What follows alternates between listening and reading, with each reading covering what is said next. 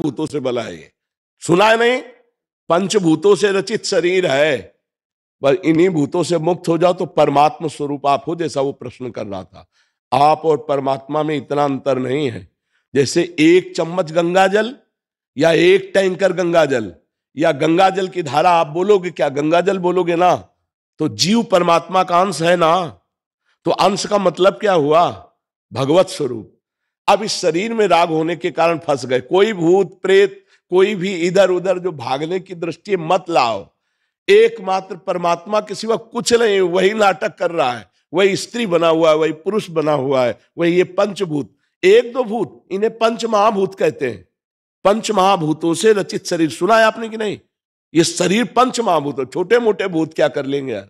छोटे मोटी शक्तियों की क्या? आप परमात्मा के अंश है जिनसे अनंत शक्तियों का विस्तार होता है, तो आपको किसी की बातों में नहीं आना। बिल्कुल महाराज, यही सुना कि भी हम मतलब हमारे अंदर खुद भगवान है। हाँ पक्का। तो भगवान है तो जैसे बोलते हैं मंदिर क्यों जाऊं मैं किसी के उधर क्यों जाऊं? अब आपको सिर्फ सत्संग सुनता हूं। हाँ, आपको एक बात है, आपके अंदर सारी विद्या पहले भी विद्यमान थी, लेकिन ककारा पढ़ना पड़ा ना, मास्टर के पास जाना पड़ा ना, इसके बाद आप पीएचडी कर पाए। विद्या तो पहले भी थी।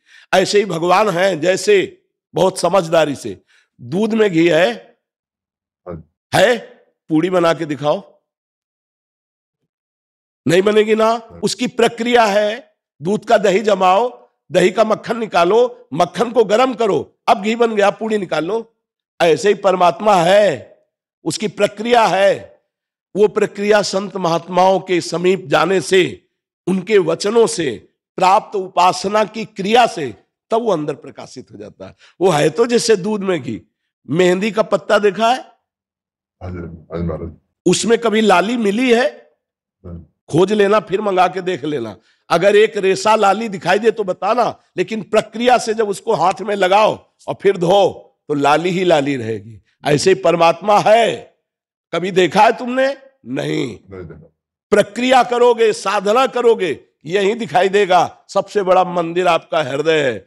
बाहर घूम आओ और अगर अंदर के ठाकुर को नहीं पहचाना, यहां भगवान को नहीं देखा, कहीं नहीं मिलने वाला। और यहां देख लिया तो कुत्ते में भी वही दिखाई देगा, दूसरी जगह ले दिखाई देगा। समझ पा रहे आप? बिल्कुल महाराज, उसी की खोज पे हूँ अभी तक भी। मतलब कैसे मतलब से मतलब कनेक्ट हो? हाँ, पहली सीढ़ी हमारी प्रार्थना मान लीजिए, नाम जप है। तुम्हें नाम कौन सा प्रिय है? मैं तो सारे को मानता हूँ। मतलब एक पकड़ना पड़ेगा, एक नाम पकड़ो महाराज, जो आप बोले उसको पढ़ो। देखो, हम तो आशिक हैं वृंदावन के। हमारा तो राधा राधा राधा राधा, तुमने सुना ही होगा। हमारा तो राधा राधा। पर महाराज जी मतलब जैसे राधा राधा बोले, भोलेनाथ का नाम जपे, बात तो एक ही है जी। तो उसमें से एक ही न जपना पड़ेगा या मतलब? जब तक एक में प्रीति नहीं होती, जैसे दूध की रबड़ी, दूध का अढ़ोता किया ना, और वो पेड़ा, फिर बर्फी, है तो सब दूध ही, लेकिन अपनी पसंद क्या है, वो देखो पसंद क्या है, इसमें देखना पड़ेगा।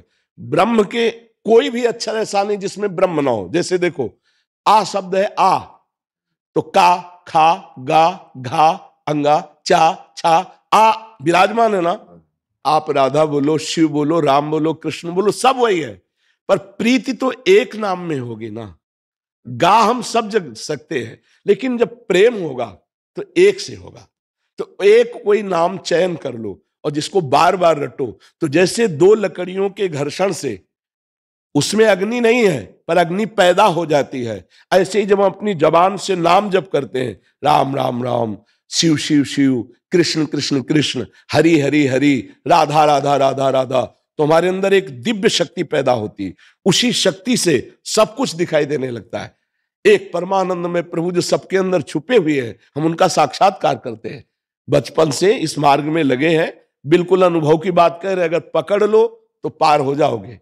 एक नाम पकड़ लो, तुम्हें जो नाम प्रिय लगे। छूट है, हमारे प्रभु के अनंत नाम है, पर पकड़ना एक पड़ेगा। बोलो क्या पकड़ोगे? मैं आपको नेक्स्ट टाइम आऊंगा तो मैं पूरा पर नेक्स्ट टाइम तक के लिए हम आपको खाली नहीं रहने देंगे। अगर आप आए हैं तो चाहे 10 मिनट जपे या 20 मिनट जपे, पर एक नाम आपको अब लेना पड़ेगा कि मैं शिव शिव बोलूंगा, राम राम बोलूंगा, कृष्ण कृष्ण बोलूंगा। फाइनल में जो होगा सो बाद में बताना। बोलो आप। राधे राधे। ठीक है, जब आएंगे ना तब एक बार बच्चों के साथ हाँ बिल्कुल दर्शन करने के लिए। महाराज जी, जो आपने जो दिशा दी है ना समाज को जी, मतलब जो पूरे समाज को एक तरीके से बिल्कुल ही चेंज ही कर दिया जी। हम भी आपकी यूट्यूब पे ये देख के वीडियो तभी पूरा देखा सुनते हैं जी, तभी हमारा भाई मिलेंगे महाराज जी से आशीर्वाद लेके भी चलेंगे। जरूर। महाराज ये क्वेश्चन है मेरा। हाँ, जैसे लोग जब आपस मेरा एक सिद्धांत है मेरा कि भाई मैं किसी को नाम नहीं जपता, किसी को नहीं, पर एक चीज पकड़ी है मैंने कि किसी को मैं हर्ट नहीं करना चाहता मैं लाइफ में जी। मतलब कि भाई अगर किसी को थप्पड़ भी मारनी तो पूछ के मारा, भी थप्पड़ मारूंगा तेरे को, मतलब तो समझ जा जी। तो एक तो मैं हर्ट नहीं करना चाहता किसी को, लेकिन इससे आप इससे एक बात समझिए,